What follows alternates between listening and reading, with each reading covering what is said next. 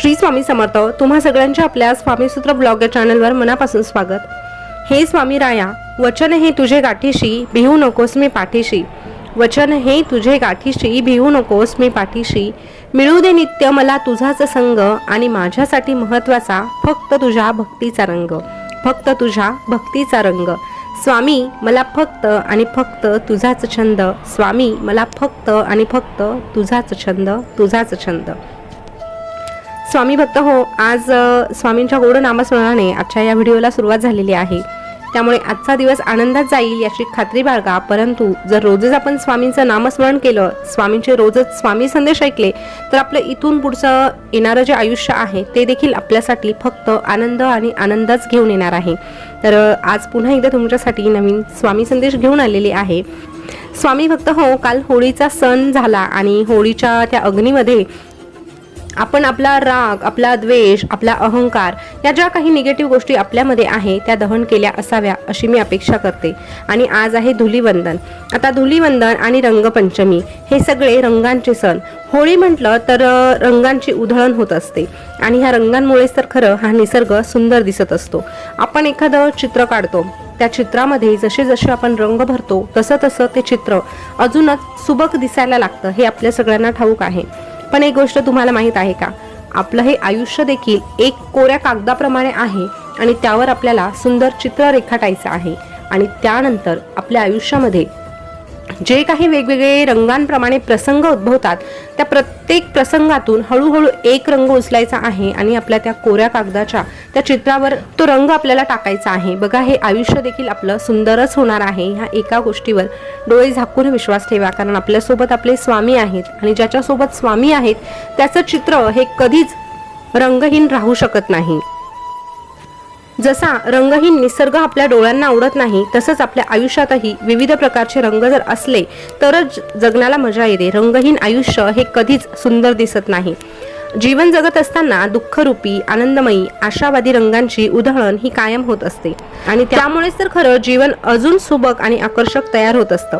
तर असो, ह्या निमित्ताने आज पुन्हा एकदा तुमच्यासाठी स्वामी संदेश जो आणला आहे त्यामधून स्वामी आपल्याला काय सांगत आहे हे जाणून घ्यायचं असेल तर व्हिडिओ शेवटपर्यंत आवर्जून ऐका.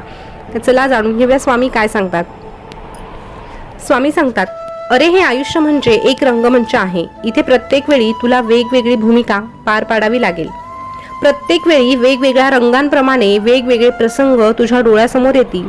पण तुझं आयुष्य जर अगदी छान रंगवायचं असेल तर तुला तसेच रंग देखील निवडायचे आहे. रंगांची योग्य ती सांगड तुला घालायची आहे.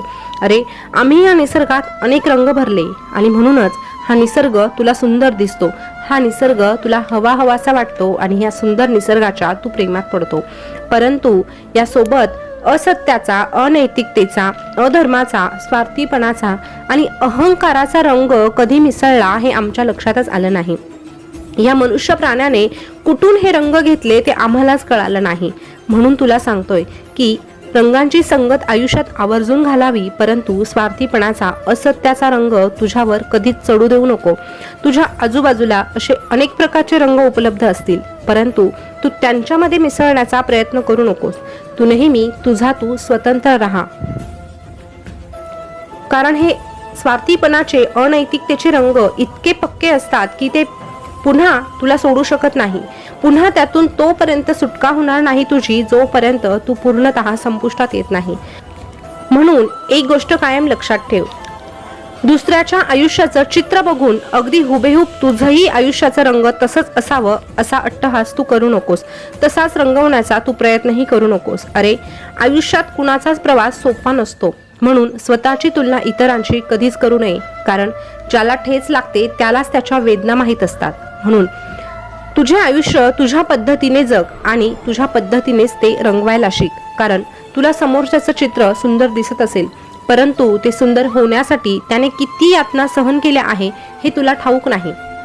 म्हणून त्याचं वेगळं अस्तित्व आहे आणि तुझं एक वेगळं अस्तित्व आहे. आणि आम्ही प्रत्येकाला एक रंगपेटी दिलेली आहे. ज्याने ज्याने त्याची रंगपेटी वापरूनच त्याचं रंग हे रंगवायचं असतं हे मात्र विसरू नकोस. म्हणून तू नेहमी स्वतंत्र राहा, स्वतःची स्वतंत्र अशी विचारसरणी ठेव आणि स्वतःचं असं वेगळं अस्तित्व निर्माण कर. बघ, अशा व्यक्तीसोबत आम्ही नेहमीच सोबत असतो. तुझ्या आवडीप्रमाणे रंग भरण्यातच नाविन्य राहणार आहे. तुझ्या आवडीप्रमाणे रंग भरताना एक गोष्ट लक्षात ठेव, या जगात रंग बदलणाऱ्या माणसांपासून नेहमी सावध राहा. कारण तुझ्या आजूबाजूला अनेक अशी लोक आहेत जे वेळोवेळी रंग बदलतात. त्यांच्या गरजेनुसार, त्यांच्या सवडीनुसार ते कुठलाही रंग धारण करतात आणि ते तुझ्या लक्षातच येत नाही. काही जण तर सरड्यापेक्षाही जास्त वेगाने स्वतःचा रंग बदलण्यात माहीर असतात. म्हणून तू वेळीच सावध राहा. जीवनाच्या वाटेवर सर्वांशीच एवढं चांगलं आणि मोकळेपणाने भेटू नकोस. कारण हे कलियुग आहे. हे कलियुग जरा वेगळंच आहे. तुझ्या साधेपणाला, तुझ्या या सरळपणाला काही लोक कधी विळखा घालून तुला गिळून घेतील हे तुझ्या लक्षातच येणार नाही. ही सापाच्या प्रवृत्तीची लोक सहजासहजी तुला कधी कळणारच नाही. तो जमाना केव्हाच गेला रे, जिथे तुझ्या साधेपणाच्या, प्रामाणिकपणाच्या आणि चांगुलपणाच्या बदल्यात तुला तेच परत मिळायचं. पण आता हे स्वार्थी जग अगदी उलट आहे. तू जितकं चांगलं करणार आहे त्या बदल्यात तुला त्याच्या दुपटीने, 10 पटीने वाईटच मिळणार आहे. म्हणून तू नेहमी सावध राहा आणि वेळीच स्वतःला यातून बाहेर काढण्यासाठी तत्पर राहा. आणि एखाद्या व्यक्तीचे डावपेच तुला जर दिसत असूनही जर तू ती व्यक्ती सुधारण्यासाठी वाट पाहत असशील तर तुझ्यासारखा मूर्ख तूच आहे.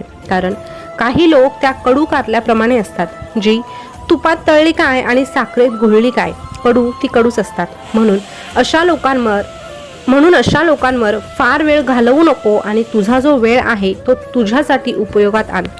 आणि ह्या कलियुगात जगताना तुझे डोळे सदैव उघडे ठेव आणि प्रत्येकाचे रंग ओळखायला वेळीच शिक. पण म्हणून तू चांगलं वागणं सोडून दे असं मी तुला म्हणत नाही. अरे, जो चांगल्याच्या मार्गावर चालतो, जो चांगल्याची संगत धरतो, त्याच्या साथीला तर सदैव आम्ही राहत असतो. म्हणून तू तुझं चांगलं वागणं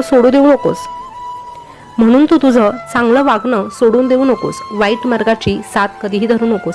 आम्ही तुला फक्त एवढं सांगत आहोत की तू दुसऱ्यांचं वाईट करू नकोस.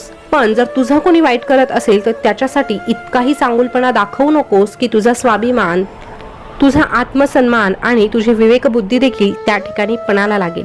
मग अशा व्यक्तीसाठी आम्हीही काही करू शकत नाही. म्हणून तू स्वतःचे कर्म नेहमी चांगलेच ठेव, परंतु तुझ्यासोबत जे वाईट वागतात त्यांच्यापासून थोडंसं सावध राहायला शिक. कारण अरे, समोरची व्यक्ती जर तुझ्याकडून फक्त अपेक्षा पूर्ण होतात म्हणून तुझ्या सोबतीला असेल तर अशी व्यक्ती आयुष्यात नसलेली बरी. म्हणून जिथे तुला वाटतं की समोरच्या व्यक्तीला तू महत्वाचा नाही, फक्त तुझ्याकडून झालेला फायदा महत्वाचा आहे, हे जर तुझ्या लक्षात येत असेल तर तू वेळीच सावध हो आणि अशा स्वार्थी लोकांचे चेहरे ओळखायला शिक. आणि रंग बदलणारे चेहरे जर तू ओळखायला शिकला तरच तू हे आयुष्य चांगल्या पद्धतीने जगू शकशील. नाहीतर इथे प्रत्येक जण तुझ्याकडून काही ना काही हिसकावून घेईल आणि तुला फक्त आणि फक्त वेदनादायी आयुष्य जगावं लागेल. म्हणूनच जिथे तुला प्रेम मिळेल तिथेच तुझं प्रेम द्यायला शिक. जसं की आमचं स्थान, आमच्याजवळ जो येतो तो कधीही रिकाम्या हाती परत जात नाही.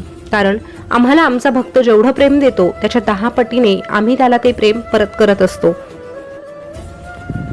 म्हणून मी तुला सांगतोय, तुला जर रंगायचंच असेल तर तू आमच्या भक्तीच्या रंगात रंगायला शिक. जो आमच्या भक्तीच्या रंगात रंगतो त्याचं आयुष्य हे कधीच विस्कटत नाही. त्याचं आयुष्य हे सदैव सुंदरच असतं.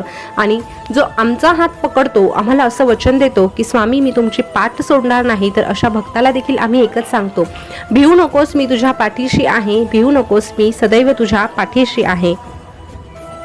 स्वामी भक्त हो, आजचा स्वामी संदेश तुम्ही ऐकला असेल तर आजच्या संदेशमध्ये आपल्याला एकच समजलं आहे की खरंच आपलं हे आयुष्य म्हणजे एक चित्रच आहे, अगदी कोरं चित्र. त्यामध्ये फक्त आपल्याला रंग भरायचं काम करायचं आहे आणि हे रंग आपण जेवढ्या सुबकतेने भरणार आहोत तेवढं हे चित्र अजून सुंदर दिसणार आहे.